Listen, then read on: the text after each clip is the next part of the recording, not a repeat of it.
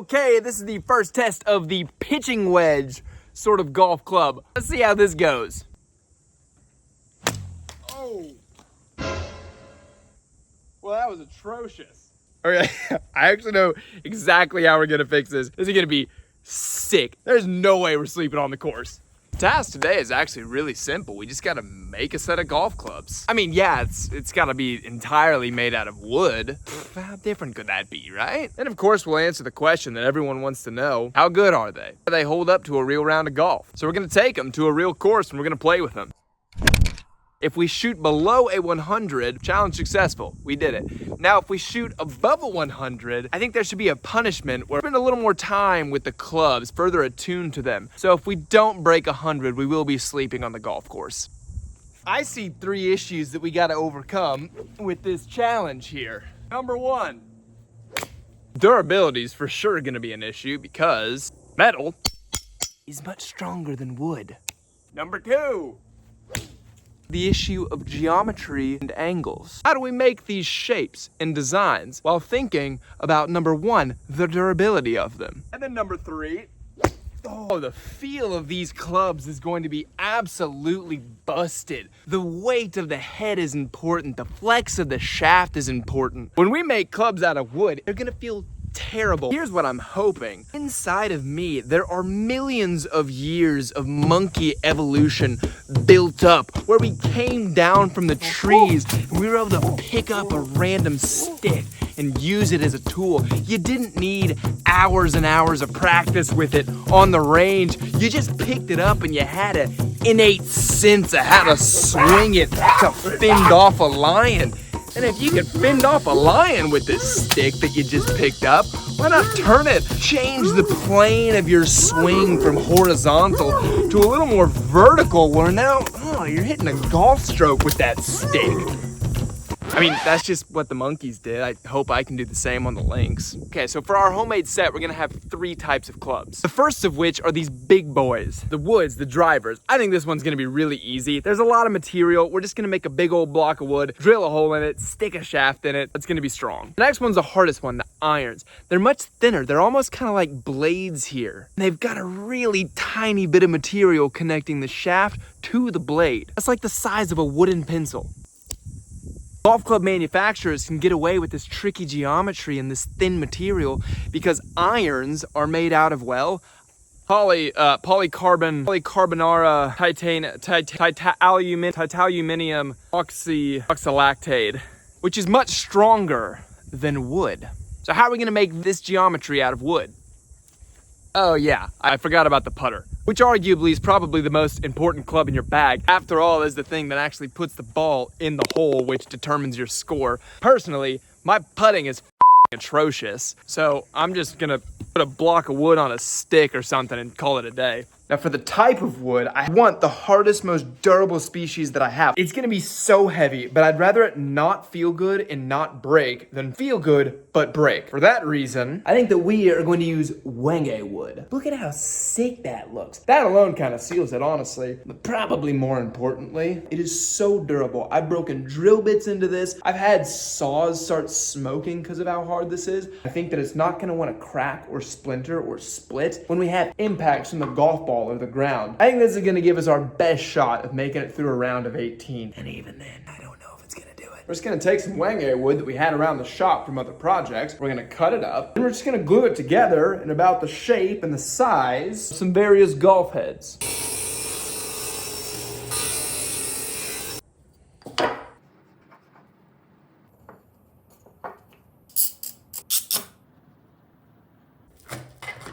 The glue ups came out perfectly. First thing I want to do is just clean up all of these surfaces so that each block of wood is perfectly flat and square.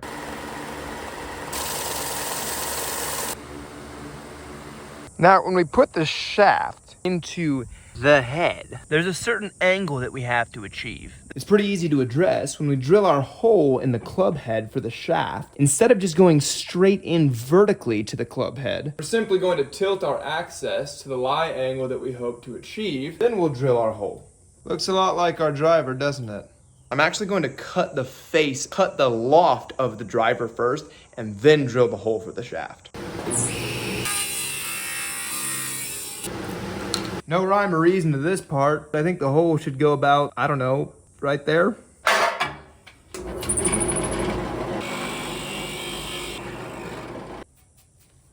Okay, I'm stoked for how that went. We got these beefy boys. The driver, the fairway wood of some sort, and the pinnacle of German engineering, the putter. But now we gotta do these damn irons, and here's why they're hard. So if I do what I did with the woods, and I cut a very, very lofted angle, and all of this goes away, then I don't have very much material to make the hole for the shaft. Additionally, with most irons, that shaft connects by that leading blade rather than further back on the club. So I need material somewhere up here. I'm gonna try to only bring that 45-degree cut to this point right there and leave all of this material so that I have a nice, good connection point for the hole where the shaft will enter.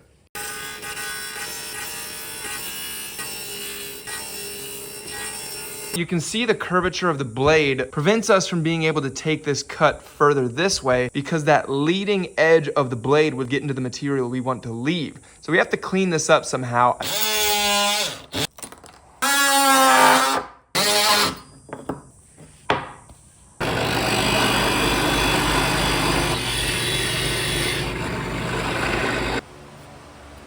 Bam, 7 iron.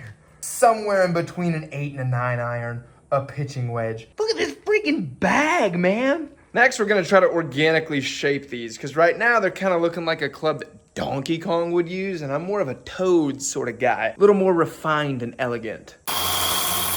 Dude, this thing's kind of freaking badass. It's even got the little curve to it. I don't know what that's supposed to do, but it's there. And it's probably gonna hit like bong water, but it looks cool. Not gonna lie, the irons look a little clunky compared to those spaceships. Next thing, we gotta make the shafts. I've got some pecan wood, which is essentially hickory wood. Just gonna rip them out in square rods, round off the ends, and stick them in the hole. I don't know. Excellent! We have the shafts, and the ends of them are now circular, so they should fit in the holes that we have already drilled in all the clubs.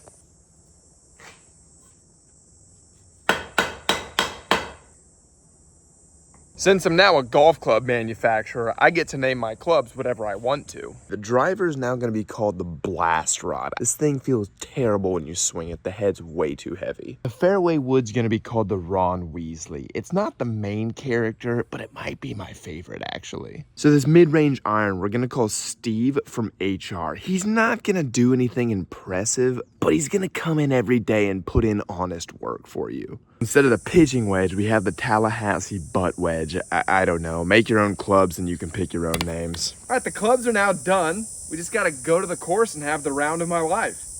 Oh, I need a golf bag.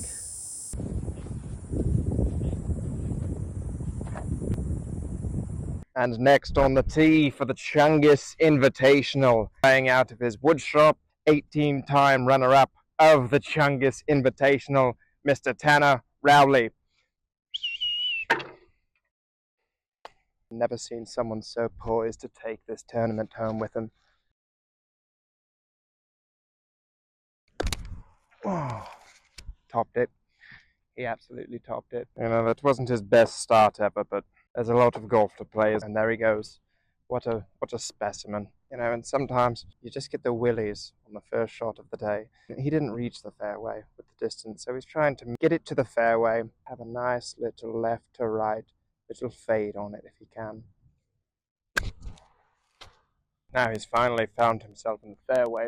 All he's got to do is just make great contact with this, and he should be looking to putt. Oh, that's not bad at all. Oh, it's got a horrific bounce. He's got out his Tallahassee butt wedge. He doesn't need to make this. He's got to give it a chance. Oh, bloody, he's absolutely blown it. Atrocious start for Rowley. This right here, his 9th shot. Par-4. That's not a bad putt, really. It's not a bad putt, really. And that's a tap in. He's got a 10 on the first hole. Oh, blimey. He's hooked it. Rowley here, going with the slam shaft, the jam stick, blast rod. What the devil does he call this thing? Oh, he's absolutely piped it. Brilliant shot. He's absolutely back on track. You really do hate to see this. There are 3 bunkers on the entire course, and Rowley has seemed to find himself in one on the 3rd hole. He does not have a sand wedge. I imagine he's going to try to bank it off the rake to get it on the green. Oh, he's in an even worse position. Oh, he's in a hole. He's in a straight up hole for his 8th shot. Oh, God. It's in the same hole for his 9th shot. Oh my God, he's out. He's just not quite figured out his Tallahassee butt wedge today. It's a testy little shot. A lot of nerves trying to jump that, but he's going to try to put it pin high. Drop something nice and high and tight with the old butt wedge. It's gone straight in the water. Well, I have been issued a no photo or videography decree. However, I've only got 20 YouTube subscribers, so I don't think it's that big of a deal. Rowley, who ended up horrific first 9. I don't think there's too much to this putt. That's heartbreaking. It's not good. Walking away from the front 9 with a 73. He needed a 50 to be on course to break 100. Unrattled, he's walking to hole 10. Oh my. He's lost a club head. That's not good. He's down a club with 8.5 holes to play. To tap in for the 8 bogey. What even is 8 bogey? Octobogey? It's for octobogey. Blimey, he's missed it. For non-a-bogey. Absolutely drills it. Oh no, this is interesting. He's going with iron here. That's a safer play. I really like that for him. I think that could really help him out on this hole. Oh no. Oh my. Oh heavens. Oh blimey. Oh dear. That's in the road. A lot of people like to lay up from there actually. Oh dear. Gotta think he's trying to make this. Hit the bloody stick. It was the best shot of the day. That would have been really good actually. You know, not many players on tour need to pull out a big club on a short par 3. Rowley's pulled out, I believe he calls it the Ron Weasley. Oh, that's an absolutely ripping shot. Put it away. The scepter bogey. Absolutely drilled it. And there you have it, folks.